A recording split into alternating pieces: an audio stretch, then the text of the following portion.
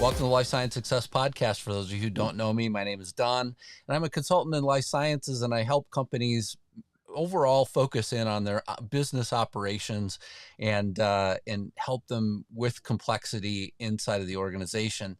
Today, I have some great guests, and we're talking about the securing America's medical supply chain. And before we get started, and I let the guests introduce themselves, I just wanted to say that I think this is a really important topic. As many of us saw, as we went into COVID and things like that, there were a lot of different things that I feel like we should have learned from that exercise. And I feel like my two guests here are really going to highlight, that very issue and exactly what we need to sort of focus in on in our medical supply chain. And so with that, let me just bring in the two guests. And so Tony and David, welcome to the Life Science Success Podcast.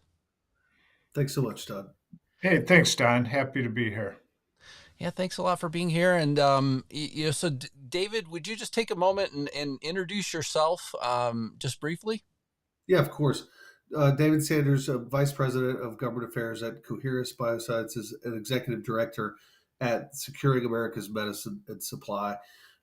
We created this organization really starting in 2020 based on what you just talked about, Don, the severe problems we had in the beginning of COVID related to PPE, personal protective gear, and also really with the longer view that this was an opportunity to turn policymakers into basically into securing our supply chain in general. It wasn't just about PPE, and we needed to create a consensus organization to really put a spotlight on the vulnerabilities we had created over the last 20 or 30 years.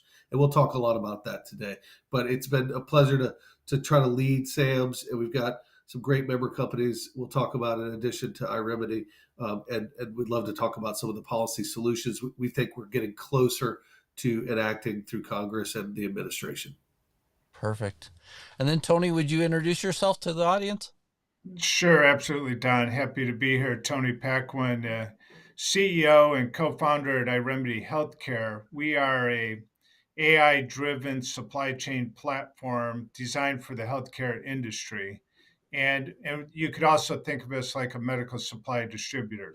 So we work with medical supply OEMs, manufacturers, might be pharma, medical device, or just medical supplies, and we help them get those products, to the end user. Might be a hospital, might be a physician's office, might be a government agency, or it could be a consumer. Whereas kind of the pipe that connects the two pieces together. Very good. So, David, just really quickly, with regards to SAMS, let's just focus in a little bit on the organization that you're a part of. Why was it created, and sort of what is the foundation of being part of SAMS? Sure. So it actually starts going back 15 years or so when I was at Teva Pharmaceuticals, at the time the biggest pharmaceutical company in the world. And during that time in 2008 and 9, we experienced a crisis really in tainted heparin from pigs in China. And it killed, I think, something like 42 Americans. And it was a terrible, terrible tragedy. And it brought investigations from the New York Times to the Wall Street Journal to the House Energy and Commerce Committee. And at that time, at Teva, we advocated for the first time for FDA inspections abroad. And so while that was enacted 2 years later, 3 years later, really in 2012, we now know, looking back, that's not enough. We need more inspections. We need more inspectors. We need a more resilient supply chain, because what we witnessed over the last 20 years is businesses and governments incentivizing production abroad. And if you go back even further, you could see that we succeeded in creating a tax regime to create manufacturing in Puerto Rico, and that worked really well until the Clinton administration got rid of those tax benefits. So we want to see a repatriation of pharmaceutical supply and pharmaceutical manufacturing here in America, as well as medical device. And it's not just about doing it here; it's about doing it here and in allied countries. We have in, in the last year witnessed an explosion of global turmoil. And that turmoil should remind us again and again every day that we are reliant on manufacturing coming out of China into this country. And the drugs we take every day, many of them are either produced there in whole or in part. And so I think that's a big threat to our daily life, frankly. And we've seen this administration take bold action when it comes to semiconductor production here. They've made a $61 billion investment to produce more semiconductors for our TVs, our refrigerators, and our cell phones. So why wouldn't we also do the same for pharmaceutical production? And you can do it at a much cheaper price than 61 billion to begin to make a difference. We have dozens of companies calling us every month who want to make more product here or in allied countries, and they just need some support from the government to begin that production, and then they need some certainty from the government if they're producing an essential drug. I mean, we have a crisis right now, frankly, heading into another, let's call it another respiratory winter. I mean, RSV's all over the country right now. Pneumonia. There's new white lung coming out of Denmark and China, and we also don't have cisplatin in this country right now. Cisplatin is a major chemotherapy drug, and we're actually importing it from an unapproved producer in China right now. So it's gotten to be an absurd situation. This was not that absurd, frankly, back in the summer of 2021 when we created SAMS formally. It has gotten worse, and it will get worse until we really stand up policies and government contracting for more domestic and allied production. So that's, and then I'll say a couple more things about SAMS. We created in 2021. We've got about 8 or 9 companies. iRemedy sits on the board. We've got Syncora, which is the old AmerisourceBergen. We've got Teva Pharmaceuticals, Amneal Pharmaceuticals, Mallinckrodt, some major generic players, as well as some innovative companies like US Biologic, which is going to play a major role in halting the proliferation of Lyme disease in this country and abroad. They've got the only approved animal vaccine for Lyme. So you put it in your yard, and the mice are immunized against Lyme, and then therefore you are later on when you get a tick bite. So having gotten Lyme when I was 12 years old and watched my son get it when he was 6, I've got a lot of passion for that product. And then we've got some other companies. Fluid IQ has a great 3D printable ventilator. That's going to be a great innovation for emergency personnel and for the warfighter. So I'll stop there. Very good. And then Tony, you've written 2 books. I feel like centered around this very issue. And so you want to talk a little bit about what your books focus in on, and you just recently released something new as well. Yeah, exactly. Thanks, Don. Happy to do that. So the second book is the one you're referring to. It just came out. It's called The End of Us. And it talks about the very issue that David's referring to. And you sort of alluded to it at your introduction. You talk about, we had this sort of crisis of supply chain during COVID. It brought it to everybody's attention. Like everything had a supply chain problem, not just healthcare. But healthcare had a supply chain crisis. I mean, essentially shut down our supply chain during COVID. And you would think that that was like a Pearl Harbor type moment, right? That it would awaken the sleeping giant, if you will. We would all go, oh my gosh, we have a huge crisis in our medical supplies supply chain. And and people like David and, formed SAMS, and there's clearly a movement of people who are very interested in this area. But generally speaking, we have not responded. We have not taken that massive action that you would take in a normal Pearl Harbor kind of moment in American history. And instead, yeah, we're sort of trimming around the edges and we're talking and we might do some things.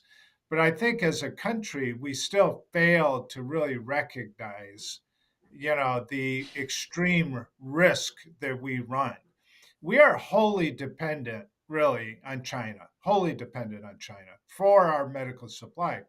Because as David pointed out, it's not just, well, do they make the drug there? And probably in a majority of cases for many drugs, for most drugs, they probably do.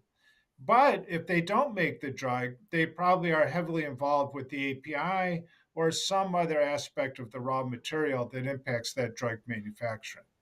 So really, not just pharmaceutical, medical device, because again, you're back to the semiconductor problem, and then just traditional medical supplies, gloves, PPE, exam table paper, needles and syringes, just these sort of routine consumable products are really dominated in China. And in fact, during COVID, during the pandemic, China manipulated the situation to even take more of that business.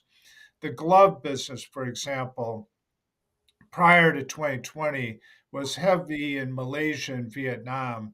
And China sort of did some price manipulation and moved more of that business into China. So it's fine. Look, we're going to have a long term relationship with China. So it's a fantasy to think that we're going to stop manufacturing everything there.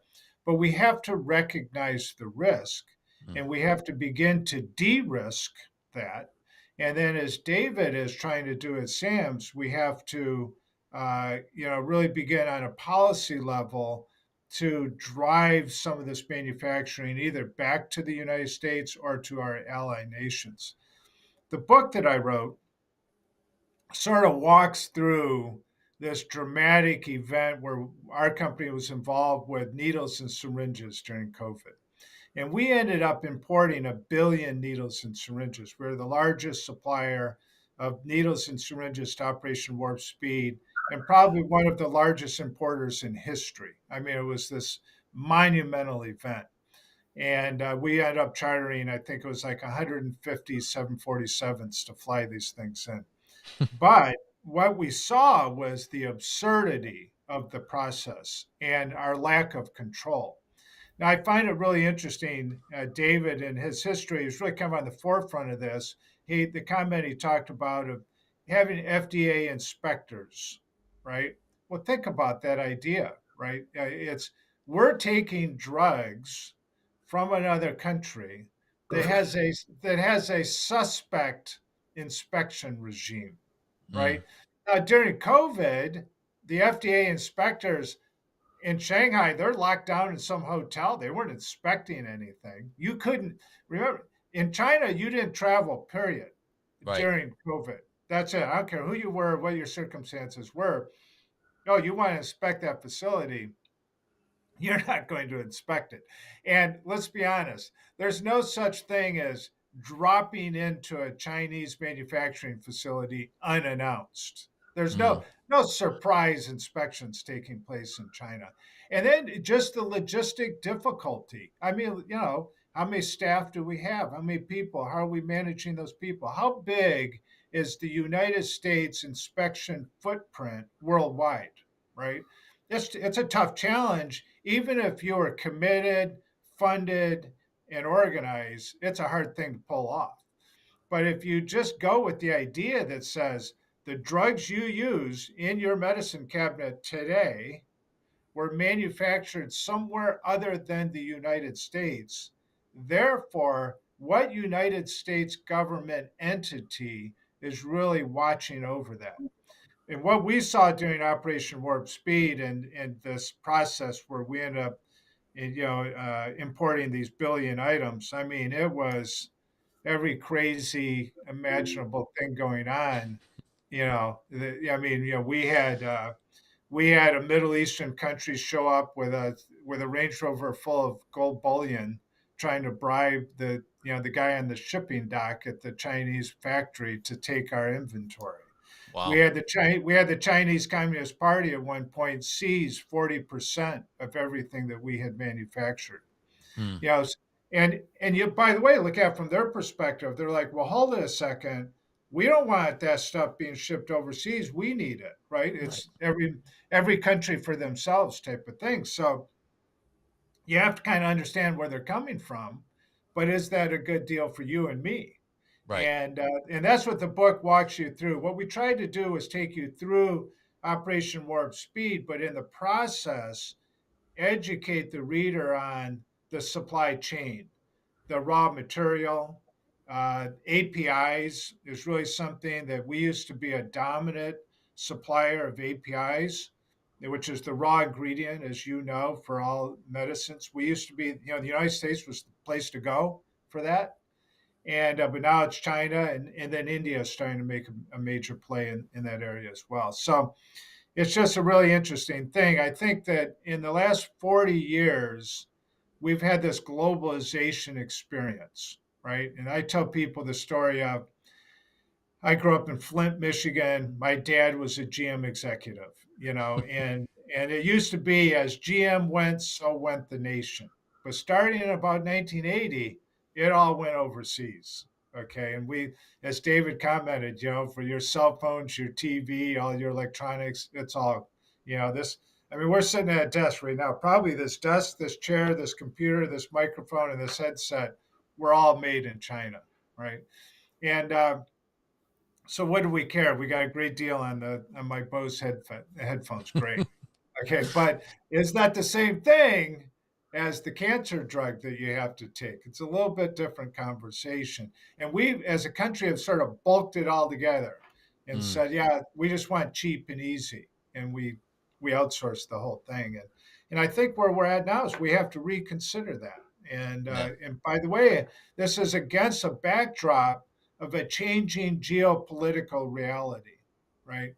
China is not some second place country that does not have a different, they are, let's say, at odds with us in terms of the global political landscape.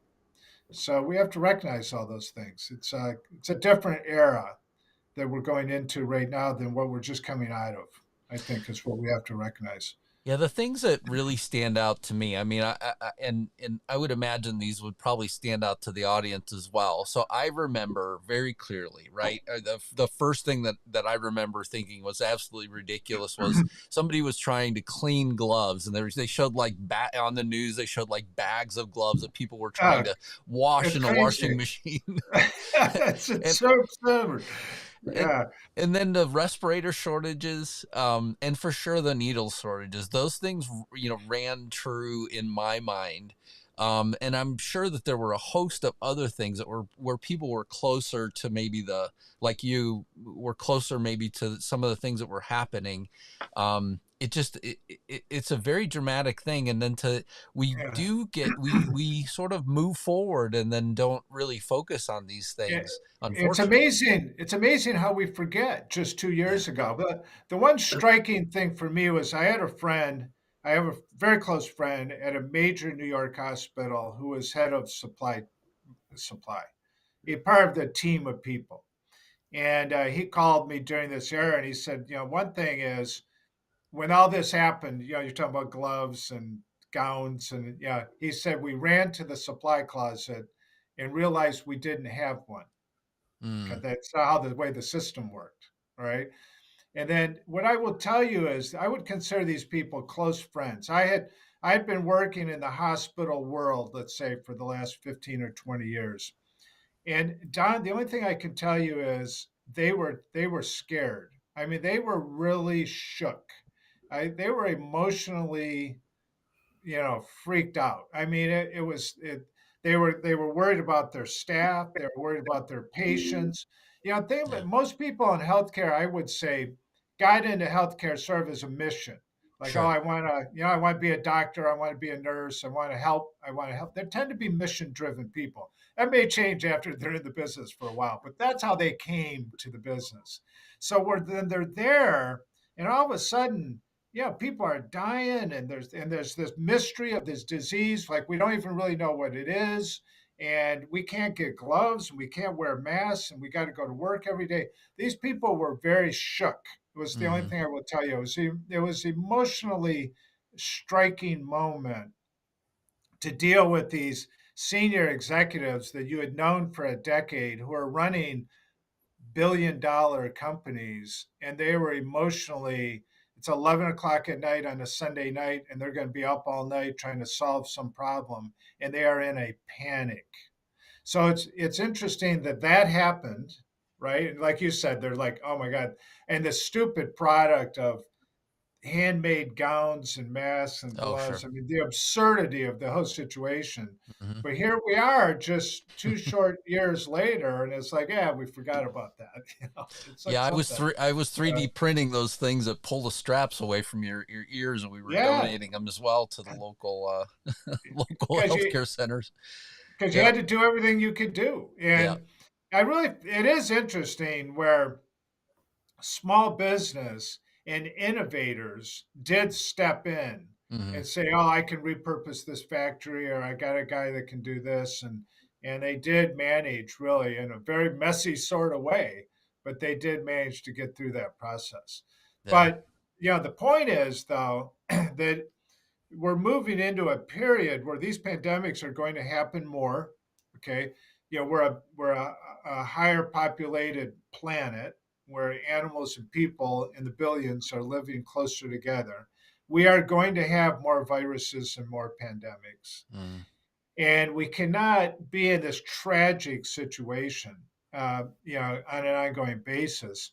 And at any given time, if you just Google today, you Google drug shortage, something will come up and it'll be tragic. It'll be a cancer drug shortage, and a pediatric cancer drug Oh shortage. yeah, So we're already there. how we have one of those, right, David? And Yeah, we do. what a horrible situation. You It's got a it, child that's got cancer and you're trying to get them treated. It's already the worst possible situation you could ever imagine. And then a doctor says, "Oh, we can't treat them this time around because we don't have the drug." You'd look at them like, "Are you kidding Yeah. me?" You know? So, David, I want to come back to you a sure. little bit on this in terms of some of the things that Sam's is doing to try and mitigate some of these risks as well in terms of the pharmaceutical supply chain. How are you working with companies at least to highlight these things and have them work on them? Yeah, because Tony pointed this out. I mean, in saying, how is it that we've forgotten, right? Mm, And so Sam's is an antithetical sort of counterculture organization. I mean, what I mean by that is that industry generally isn't clamoring for a huge boost of domestic production. I mean, some of the biggest companies in the world are not part of Sam's right now. Now, quietly, the policies we push would certainly benefit them because a lot of them do have huge manufacturing here as well as abroad. And I think that there was a misperception of what we stood for in the beginning. They thought, I think, that we stood for all manufacturing must be in America alone, and that was never the case. We're very realistic about that.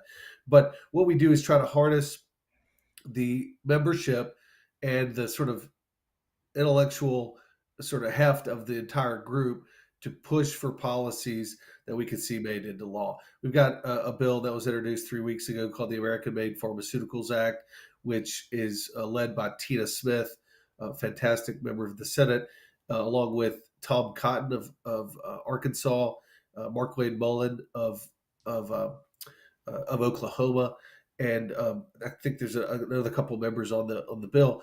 What that bill would do is it would compel the Centers for Medicare and Medicaid, Medicare itself, as well as CHIP, the Children's Health Insurance Program, and Medicaid. So those three programs, it would compel them to do a pilot program to test out if you could pay a little bit more to the physician to use an American product over mm, its foreign counterpart. And there's a precedent in law, by the way, that I worked on a couple of years ago, where we pay more for a low cost biosimilar than we do for the originator. For the higher cost product, we now pay a physician more to use a low cost product. I, by the way, worked on that with the Biosimilars Forum and the biosimilars industry. And so there's a precedent in law where we pay more for a high value product that's already giving the government a deal. And that's what these products would do. There's 23 biosimilars made in America. There are dozens of specialty generic drugs made here that could be rewarded. and we could do this on a regional basis and just to get started. I came up with an idea like this a decade ago when we were experiencing shortages in general saline. I was working at Davita at the time, and we used two kinds of saline there, a very specialized kind, but also generally uh, general saline. And there's only one producer of saline in this country, and there's only two producers of pure water that is used as the base product to go into saline in this country. That is a tragedy, and it is just it is it's wrong, frankly, and we've got to correct these things. Like to a certain degree, it doesn't really matter that 90% of acetaminophen is made outside of this country and actually in China, but we have to recognize it, like Tony was saying, and we have to do something else about it. So we're pushing the American-Made Pharmaceuticals Act for the purpose of lifting up these value drugs. Secondly, we're pushing general tax reforms. I don't think that's likely in the next year or two. It's too challenging to figure out how and who to give the tax benefit to. And do you give it to the ones who are already here, or do you give it to the ones who begin production? Instead of the tax regime, we've come up with a better idea, which is really to boost production by giving upfront grants from the Assistant Secretary for Preparedness and Response. So there's a bill we're working on in the House called the Boost Act, and it would allow for, let's call it 300-400 million dollars a year in upfront grants to domestic production of essential drugs. And we also need to expand the essential drugs list to include cisplatin and other chemotherapy drugs. The administration last week announced $35 million for the production of starter materials for certain injectables, and that's good. But that is probably one contract that's coming in the next few weeks, and that's just going to be the beginning. And so we would love to see that expand by 10 times, and by let's call it a dozen to 2 dozen companies. And I know of two companies coming together right now that, with an upfront grant and let's say a 3 to 4 year public health contract, where the administration is actually using the powers of HHS, which they have, and ASPR, and also the Defense Production Act, to do a one time contract for the purpose of ensuring the market is resilient. I mean, we believe in market forces, but this is an area where the government must stabilize certain production of certain drugs in order for the market to work. So that's what we'll be watching also later on this morning. There's going to be a hearing on drug shortages in the Senate Finance Committee. I think you'll see next spring that Senator Wyden of Oregon is going to lead the charge in this area of doing something. He's got jurisdiction over Medicare. So I could foresee perhaps this American-Made Pharmaceuticals Act becoming law next spring or summer. Everybody's up for re-election next November, along with the president, and nobody wants to run on the fact that we have children with cancer who can't get treatment in America, the most powerful nation in the history of the world. I mean, it's truly appalling, and we need policymakers to step up and recognize that they can do something, and it's not very expensive, actually. Yeah, and I think Mhm. that's I mean I think it's an important I think it's an important thing to highlight. I also don't think that many people, know this outside of our industry either. I mean, I feel like because you had mentioned a few weeks ago whenever we talked, you talked about the idea that hey, look, a lot of the drugs even that kids need for asthma, aren't available either. There's a Right. shortage there, and I just feel like those sort of things just they're not highlighted. Most of the public doesn't know. I have a feeling if they did know, they would. A lot of people would rush out as best as possible and go protect their Yeah, family, yeah. which would cause a different sort of problem. Mhm. On the cancer drug side, I mean, it's just amazing to me to hear that this is even something that happens, that it's not readily available, I guess, given the amount of the population that has cancer at any given time. It's not like there are waves of people that all of a sudden show up that have cancer. Typically this is a slow sort of Yeah. transition that you're seeing happen. Yes, some of Well, those. Oh, go mhm. ahead, Tony. Well, Dave, I'll let you comment. I was just going to say, Don, what you're saying is it's indefensible. That's the Mhm. point. Yeah. This is just a terrible. It's terrible. But go ahead, David. It is, but actually, there's specific reasons, and without trying to criticize an entire industry, let me take that one cancer drug shortage, cisplatin, just as a case in point. Essentially, one company was given a monopolistic government, or excuse me, monopolistic hospital pricing um, structure, and that company is called Intas out of India. Well, the FDA eventually got over to Intas and caught them literally burning their records in the parking lot, burning their records because, of course, shoddy practices, and so they shut them down. And so they had to shut them down because they tested the drugs and the drugs weren't working. So Intas got shut down, but they were the monopoly in America, and that's because hospitals work through GPOs and want the lowest price. They don't care where it's made. They don't check for quality. They don't check for 483s from the FDA. And so we have a serious conversation that we need to have with hospitals and GPOs and the government about quality. And fortunately, the DoD is leading that conversation. And there was an investigative piece that broke last night. So go check it out in Bloomberg. I haven't had a chance to read it this morning, but apparently it is talking a lot about this, about the fact that the DoD wants to test post approval for the first time ever, post approval generic drugs for their quality. And what I mean by that is they're going to test to make sure they work. And this is not just a stick approach, this is also a carrot approach.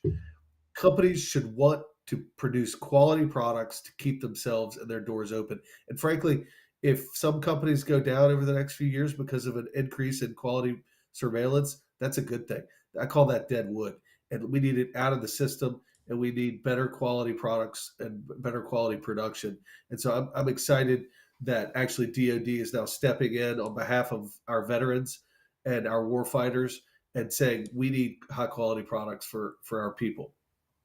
Yeah, if Well, I anybody's, think David, I'll let you comment in one second. If anybody's looking for the story about Intas and what happened, it looks to me like Fierce Bio has a piece on that as well in terms of burning the records as well, with the FDA showing up. So I did see that as well while you were talking. Sorry, Yeah. Tony. Oh, go yeah. ahead, Well, Tony. we've had a couple of India-based stories like that come out. Of course, we had the contaminated eye drops. I think it was a couple of months ago. Was another example, similar sort of situation. David touched on an interesting point, though, and that is the sort of non-competitive nature of the healthcare supply chain and being locked down by contracts via GPOs and major distributors, and then also with this overseas component added in. It's sort of a non competitive market and it discourages innovation and open competitiveness. And so, what David referred to is the DoD coming in and saying, well, price isn't the only factor. We're also going to measure quality outcome on an ongoing basis, creates another sort of competitive discussion.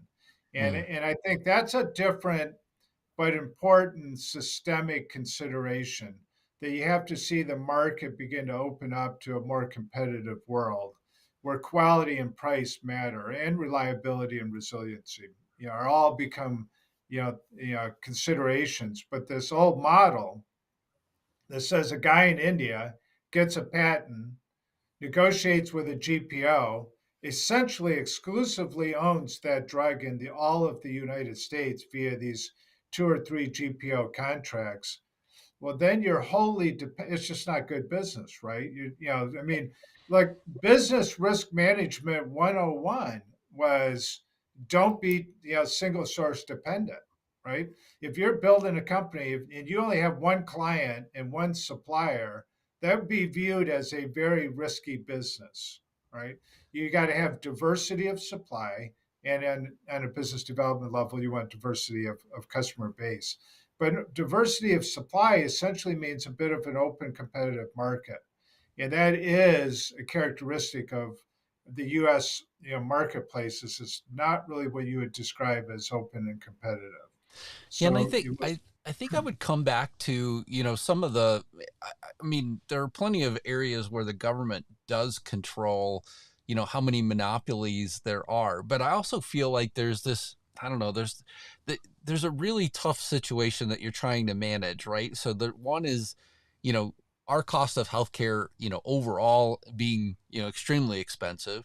And so, people try and do things that they can to feel like try and lower that cost. But then that brings us right back to where we're discussing today, it creating the same situation. So it's almost like, look to balance that. You've got to find other ways that, as David had said, offering grants, offering tax incentives, offering other methods to try and get, make it more affordable, I guess, to manufacture here. And David, I can't remember if in your podcast, if I mentioned this or not, but this is several years ago. I was traveling in India. I got extremely sick on my flight over. You wound up with like a fever of like 103, 104 degrees, something like that. Wow. I'm in a hotel room.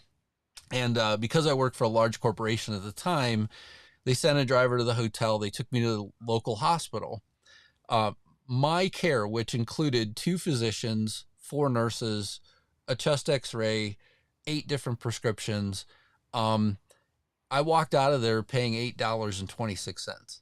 And I Yeah. and I sort of I was amazed. I mean, because whenever I was there, all I kept thinking was, "Oh my God, what is this going to cost?" I mean, in the United States, this could be Yeah. tens of thousands of dollars for this kind of care. And here I go walking out, and I just was like, "I'm going to get sick in India more often." Yeah. But it kind of goes back to the same situation that we're talking about here. And Yeah. so I guess my question for both of you is, how do we sort of strike that balance? How do we get back to, having a more affordable healthcare, but also, do some of the things that you're talking about in terms of the supply chain and manufacturing here? Yeah, I mean, I think it's a big question, frankly, and it's a question I've wrestled with for my career um, in promoting low cost generics and promoting low cost biosimilars and in promoting transparency in the healthcare system. The problem is the middlemen. It really is the problem. There's huge industries that have grown up to make sure they get paid and stand between two other transactors. And that goes for the PBMs as well as for others. I'll say it frankly. I think distributors are playing a role at standing in between. I mean, distributors don't like iRemedy because iRemedy is a small distributor. So the big three distributors need to change their practices, or they will be changed for them. And so, Hmm. and I just mean I mean that in one particular industry. I mean, sorry, one particular instance. I mean, high cost of distribution blocks out low cost providers of products from generics to biosimilars to single source biotechs. We shouldn't have to pay 10% to a distributor to pick up a box. Okay. Yeah. So that's 10% of wholesale acquisition costs. So sorry, I sort of feel bad hitting the distributors, but they're part of the problem. The GPOs are part of the problem, but the PBMs are the core problem. And so and when it comes to pricing, we have to get rid of the middlemen and stop lining people's pockets. We just need people like our remedy to provide that product to the consumer, and so there's no middleman uh, pricing. But the other thing that occurred to me when you asked the question, Don, is it gets back to what we're promoting here at SAMS. Um, the American Made Pharmaceuticals Act. Our detractors say, well, this is not about domestic. There's problems with domestic companies. There's Acorn that went under. There's the Pfizer plant that went under, and then Pfizer decided to shut it down permanently. There's natural disasters, but it's a red herring to say this is not just about domestic, because you have to start here. If you're gonna grapple with these problems, you have to start with the facts and you have to be honest. And if you don't start with domestic, then you're not solving the problem in the right way. The reason for that is that we know FDA can inspect the facilities here. They do on time, every Right. time. So, Right. so it does start with domestic, actually, and then you can graduate to ally, and then you can graduate to contracting. And frankly, if you're a government contractor and you're doing business with the VA, the DoD, or Medicare, you should be purchasing at least 20% of your products should be made in America. That's a Yeah. standard. that the government Yeah, can actually put into place. And frankly, we have the Berry Amendment. The government does this in times of war. We're in a war right now. And we're in actually three wars if you think about it. We're in a medical supply war. We're in two proxy wars. I mean, this is wartime. And I so I totally think, agree. yeah, so I think that we need bolder leadership. We need to empower the government to make tough decisions in this space. And guess what? Industry will respond. They will Mm. figure out a way to make more money with these standards, as they should. Yeah. Go Yeah, ahead, Tony. yeah, How about from your I, side, Tony? Yeah. yeah. I think David is spot on in a couple of areas. And again, I don't want to pick on the distributors, but what is true is called these middle layers. They're essentially acting like a logistics provider, but they're charging the cost of a distributor. So 40 to 50% of the cost of the product is in that middle layer, but really it's just the cost of delivering a box, which FedEx or UPS will do for $10. Mm. And I'm really sort of simplifying it, but not really. And and so that's a big issue. The other thing, though, when you talk about lowering the cost of healthcare, David right at the end sort of began to touch on it. And that is actually, and this is really interesting because I've got adult children, maybe like all of us, but I started dealing with that millennial group out there, and you hear the people go, "Oh my gosh, we're living in such a horrible time. I don't want to have any children. The world's coming to an end." Yeah, you get that, right? And I try to have this conversation that says, no, actually, statistically, this is actually a peaceful time. I mean, we got these horrible wars, but we don't have, like, in World War I, there'd be a million people killed in a battle. I mean, Mm. this is so. But where I'm going is to say there's a reason to be optimistic, and the optimism should come from the fact that America are great innovators. And many of these companies that David is referring to, remember he started to list those at the beginning, those five or six, and these guys have invented this, and these guys have invented that. And, there's actually great things happening in the biotech world. And well, Don, the world you live in, I know you do a lot of coaching in this area. There's amazing great innovation taking place, Hmm. and we should be optimistic as a result. And that innovation will drive down the cost of healthcare, because it's always been the case: the earlier you diagnose and the earlier you treat, the cheaper the deal is going to be, right? We all know that. And so innovation will drive down the cost of healthcare. But what we need is an industry that accepts and encourages innovation. And I think we're way better off having the innovation and the innovators be in America. And I don't want to get on a patriotic rant, but the bottom line is we are great innovators in this country. We really are. And we want to build that great science. We want to be the world leader. We want to build it right here. And I think it's a little bit what David's trying to talk about is then we can export it out and we can figure out how to manage Mexico, who I think, by the way, is going to become a huge Yeah, manufacturing partner in the very near absolutely. term, right? And so, but I think it does start here, and I think there's a reason to be optimistic. And I think at the end of the day, you have to bring efficiency to the system, right? Removing some of the middle layers and getting more of this direct distribution model going. And you have to count on the fact that we're going to get just plain better in terms of drugs and treatments and therefore outcomes. That's cheaper at the end of the day. So I think that's how you're going to drive down the cost of healthcare. And I think you'll find that quality wins over cheap every day of the year, right? So, Yeah, especially in yeah, healthcare. David, it's just I do want to come back to you in terms of uh healthcare resilience in this same context, because I think both of you probably have something to add here as well in terms of just making sure that in terms of resilience, that how do we just make sure that we measure it effectively as well. Yeah, I mean, we really need. I think what the White House is trying to do, we really need high level coordination and understanding. The problem on the supply chain is frankly that no one holds the ball. Mm, There's no one person we can go to in the government and say, we need a more resilient supply chain. We need more manufacturing here. So you've got a bunch of different players. You've got some new authorities. You've got the Defense Production Act. You've got ASPR. But what the White House is trying to do, both with the Office of Made in America and now the new coordinator under the OSTP, the Science and Technology Policy, is to create one White House level authority to oversee supply chain and to understand its vulnerability. So that's step number one, which is good, very good. Step number two is putting in place some of these policies we've been talking about, and then the you're going to see the supply chain become more resilient. And it gets back to actually one other point, which is that like so, I know I was knocking the distributors a little bit for some of their high fees for logistics, but they stand ready to hold buffer stocks of essential drugs.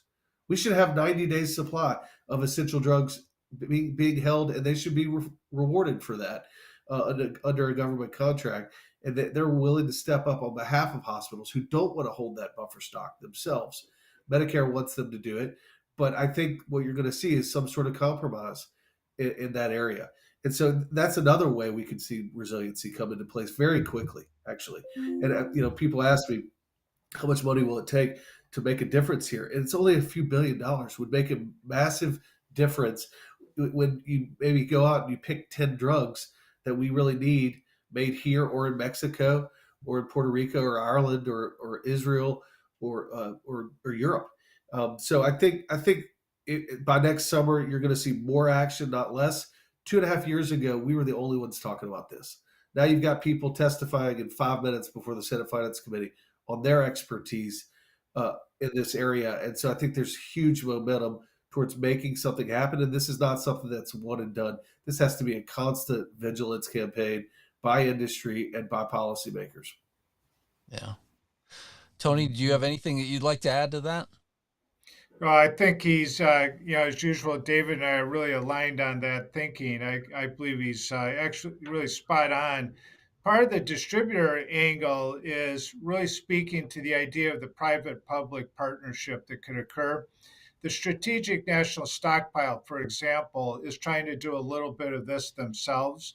But, they're over here kind of doing it on their own as a government entity. And I think you're going to see an evolution where they'll partner with distributors, they'll partner with private industry, and ultimately we're going to need that private public partnership. Clearly, there should be a stockpile of essential drugs and supplies, and that's what they're attempting to do, but in a different way. Their charter started decades ago for a different purpose, Hmm. and now is being realigned and reconsidered a little bit. Yeah, it is true that hospitals will tell you, we got enough problems. Don't tell me I got to store these products. It's not, they don't have the capital, they don't have the skill set, they don't have the resource to do that. The distributors, to your David's point, they do that, and they're Mhm. actually very good at it. And I was with the CEO of one of those major companies years ago, and we are talking about data and supply chain management. And he says, "Oh, you data guys, we don't care about data." He said, "We're pick, pack, and ship people, and we're very good at it." And he's Mhm. actually correct, and they are very good. I mean, you're talking about cold chain, supply chain, automated, robotic, warehouses spread all over the country, very sophisticated. So they are very good at it. Yeah. But they need to become a player. But to David's point, they're not going to sit there and go, "Oh, we'll stockpile these drugs at this cost." Stockpiling drugs is a very tricky business because you can stockpile, tires and hubcaps, and they never go out of, they never age out. You can have those things in storage for a decade, but drugs are different. Mhm. They've got to be, they're expensive to stockpile, they're expensive to buy, expensive to store, and at some point they're worthless and they have to be destroyed. And so it's pretty complicated and very expensive and requires capital investment. It's a perfect place for the government to partner with private industry to alleviate some of these really key pain points, for sure. So important. Well, David, I wanted to give you one more opportunity to plug your books as we wrap up here on the Life Oh, Science Success Podcast. If you wouldn't mind, tell us more about where people can find your books. oh, you mean Sure. Tony? Go Yeah, ahead, Tony. Tony. Oh, sorry, Tony. Yes, Sorry. sorry, Tony. Well, John, thank you. I always love the opportunity to plug the book. So they're both on Amazon, and the new book is called "The End of Us," and it's about China's grip on the U.S. Medical supply chain. It's available at Amazon.com. You could just search on "The End of Us" and my name, Tony Paquin. You'll find it. We appreciate everybody reading the book and taking the time. And I'm always looking for feedback. So my contact information is there, and we love to get people's input on the book, and we're going to be circulating it. It is, by the way, yesterday became the number one bestseller in healthcare administration on Amazon. So we're getting a lot of traction with it. So we're very pleased. Thank you. Very good. Yeah. And David and Tony, thank you so much for being on the podcast. I greatly Thank you, appreciate you Tony. being here. I think this is such an important topic for us to cover and just, highlight. And I know that there's a lot more that we could have, talked about, but, just trying to be respectful, as well of your time to just, make sure that we highlight this and make it so that folks go out and want to learn more about SAMS and iRemedy, what you're doing there at both companies, as well as just in general the supply chain shortages that are out there. Thank you so much. Absolutely. Great to see Thank you. you, Don.